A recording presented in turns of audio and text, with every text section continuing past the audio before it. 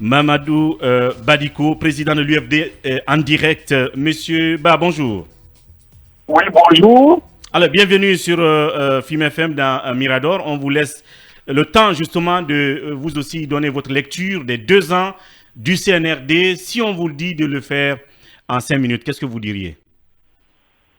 Eh bien, 5 minutes, c'est très court, mais ce qu'on peut dire que, on a eu l'occasion de le dire, il y a eu énormément d'espoir sur la base de leurs propres déclarations que désormais, il n'y aura pas d'abord de recyclage des gens de l'ancien système, corrompus, complètement pourris, inefficaces et votés dans l'enrichissement illicite, et qu'en plus c'était la fin de l'impunité, non seulement pour les crimes de toutes sortes, mais pour les crimes également contre le bien public.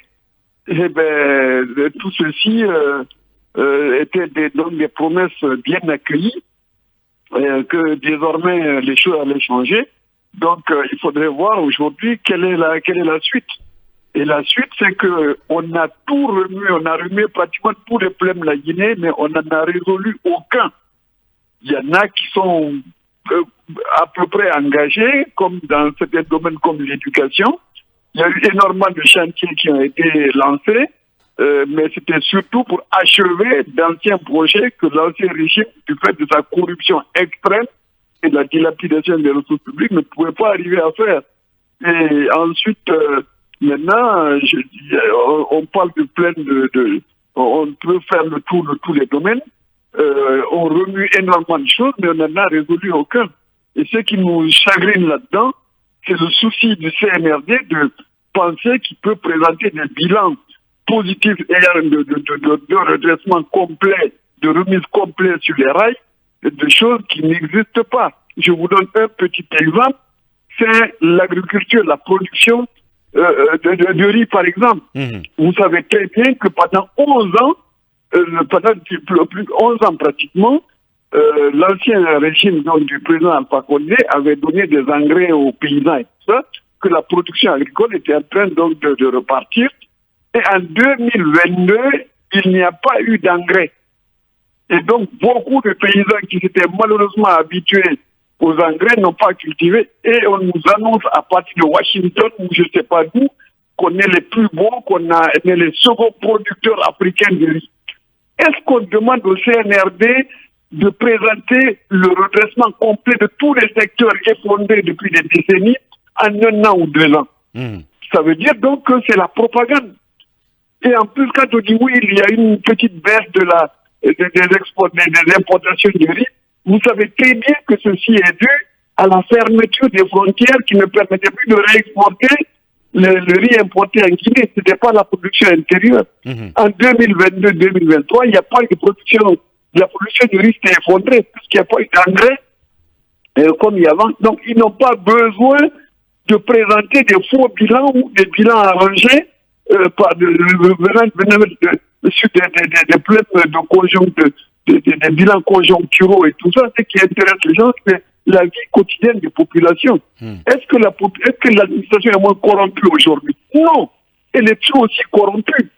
Et l'administration est là pour elle-même, elle n'est pas là pour les citoyens.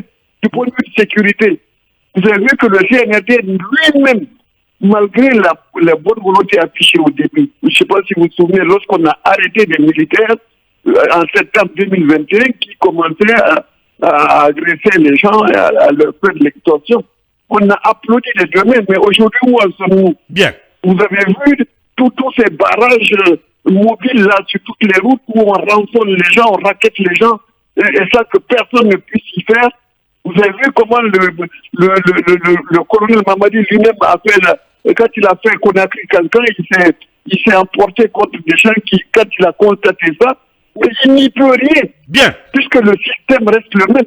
Donc le bilan, il est tout simplement... Le système reste le même, on a remonté la façade, ça c'est vrai, mais fondamentalement, le système corrompu qui était là, le système où l'État est là pour ses serviteurs et non pas pour la population, ce système est toujours là. Voilà, ça c'est le système d'Alpha Condé dont vous parlez, que vous ne cesserez jamais de cribler de balles. Mais en 1 minute maintenant, qu'est-ce que vous diriez de l'angle politique En termes de bilan aussi, hein, le retour à l'ordre constitutionnel. Mais en termes de bilan, c'est tout à fait clair que nous ne sommes pas dans la transition. Ces gens-là sont emparés par la force avec le nombre de morts que l'on sait du pouvoir. Et bien, l'agenda, il n'est pas de transition. L'agenda, c'est de s'installer définitivement d'une manière ou d'une autre. En se passant le pouvoir l'un ou l'autre, ou l'un à l'autre, on n'est pas en transition. Ils ont affiché la volonté d'éteindre totalement toute la classe politique trouvée ici en septembre 2021 et de rester au pouvoir. C'est tout à fait clair, on n'est pas en transition.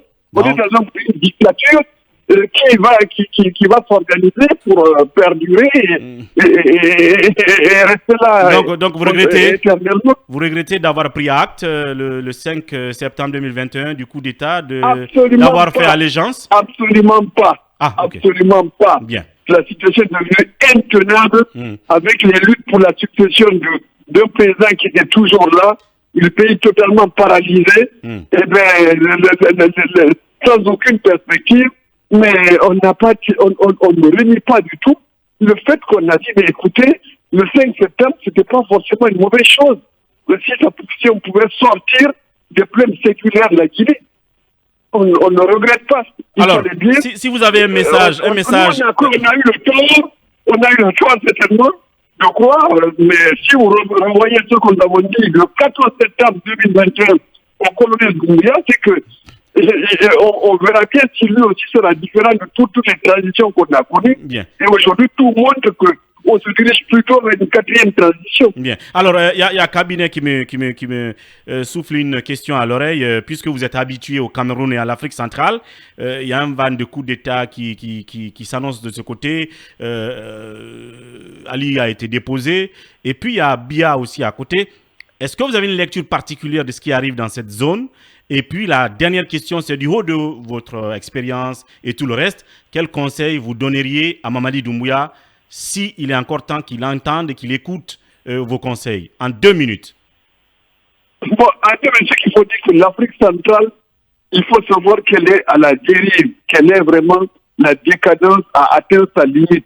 Aujourd'hui, des pays comme le Cameroun, vous ne pouvez les comparer à aucun en matière de destruction du tissu social.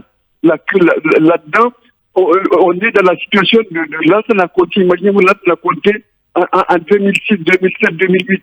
C'est une clique qui gouverne et au nom de quelqu'un qui n'est même pas là. C'est-à-dire que c'est une momie, malheureusement. Une momie. Et je dis que, oui, c'est pratiquement, on gouverne à son nom. Okay. On gouverne à son nom. Et quand vous prenez le Gabon, mais c'est une colonie française à 100%, c'est même pas une néo-colonie. Est-ce que vous savez que l'armée française est plus nombreuse au Gabon que les forces de sécurité gabonaises? Bien. Et le changement qui a été entamé en 1964, c'est l'armée française qui a rétabli les Omba. Donc, ils sont dans la détresse et la CEMAC, l'organisme régional, ne sert plus à rien. Bien. Avec le Tchad, avec sa dynastie, rien ne va. Rien ne va. Donc, c'est extrêmement difficile. Il faut que les peuples de là-bas aussi bougent et puis qui prennent leur destinée en main. Voilà. Regardez la Centrafrique avec ses mercenaires cannibales. Regardez ça. Yeah. Est-ce que c'est la solution? Voilà. Alors, Le Congo-Brazzaville, on n'en parle pas avec son surendettement où chacun est endetté pour 10 ans. Chaque habitant est endetté pour 10 ans. Et voilà. Votre message cette fois-ci pour Mamadi Doumbouya, pour terminer. Moi, on n'a pas l'habitude de donner des conseils non sollicités. Il n'a pas besoin de nos conseils. Tout ce qu'on lui dit, on le dit à tout le peuple de Guinée. Bien. Nous sommes sur la mauvaise voie. On n'a pas résolu les problèmes fondamentaux de la Guinée en termes d'orientation de l'État vers les intérêts des populations. On est toujours dans l'ethnicisme et les combinaisons ethniques. Bien. Ça ne marchera pas. Mamadou c'est tout ce qu'on peut lui dire. Badiko Ba. Merci beaucoup et à très bientôt. Les militaires ne sont pas faits pour gouverner. Bien. Les militaires ne sont pas faits pour gouverner. Voilà, c'est pas leur travail. Les militaires ne sont pas faits pour gouverner. Mamadou Badiko Ba. Merci beaucoup. Une petite pause, le temps de prendre notre invité en studio.